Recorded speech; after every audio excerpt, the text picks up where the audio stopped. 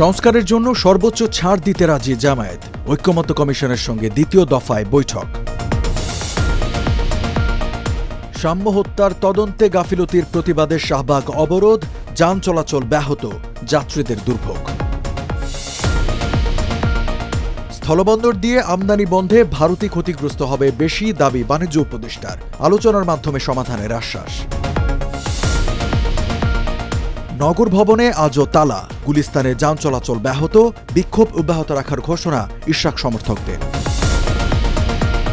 এবং গ্রেপ্তার আতঙ্কে নেতানিয়াহু, ভ্যাটিকানে নতুন পোপের অভিষেক অনুষ্ঠানে যোগ দেওয়ার সিদ্ধান্ত বাতিল। আমন্ত্রণ টিভিএস নিউজ অব দ্য ডেতে, সাথে আছে আমি রঞ্জু ইফতেখার। এতক্ষণ দেখছিলেন সংবাদ শিরোনাম, এবারে জানাবো বিস্তারিত। কি রে, ক্লাস না 10টায়? এখনই তো 9:30 বাজে। আরে মামা, দেশি ভাইবে পৌঁছে যাব অন টাইমে। মামা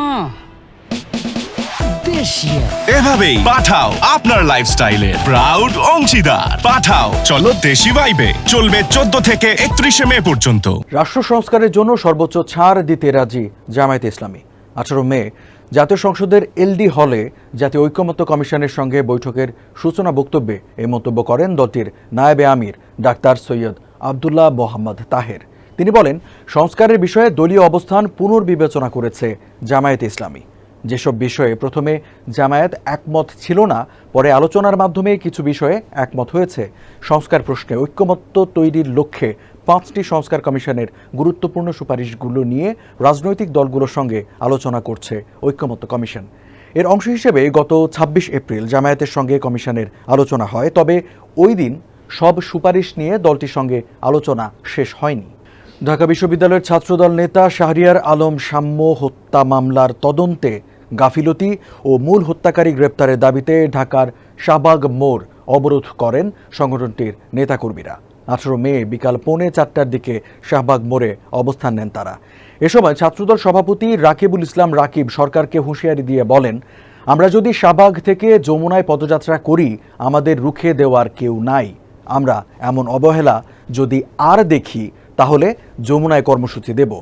পরে 2.25 ঘন্টা পর রাজধানীর শাহবাগ মোড় থেকে সরে গেছেন জাতীয়তাবাদী ছাত্রদলের নেতাকর্মীরা।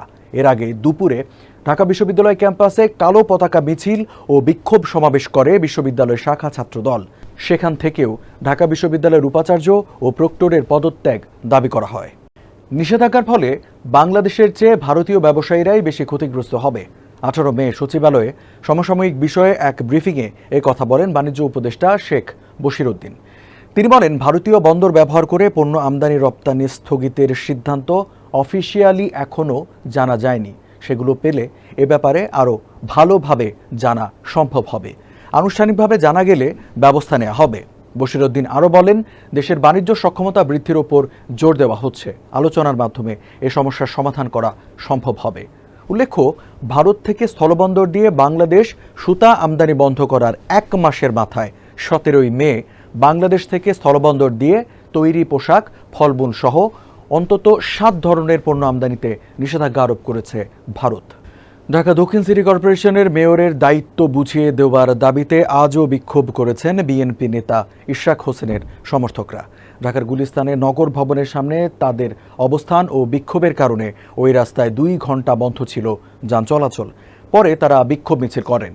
আজ 18 মে নগর ভবনের মূল ফটক সহ সব ফটকে তালা ঝুলছিল, ফলে বন্ধ ছিল নগর ভবনের নাগরিক সেবা।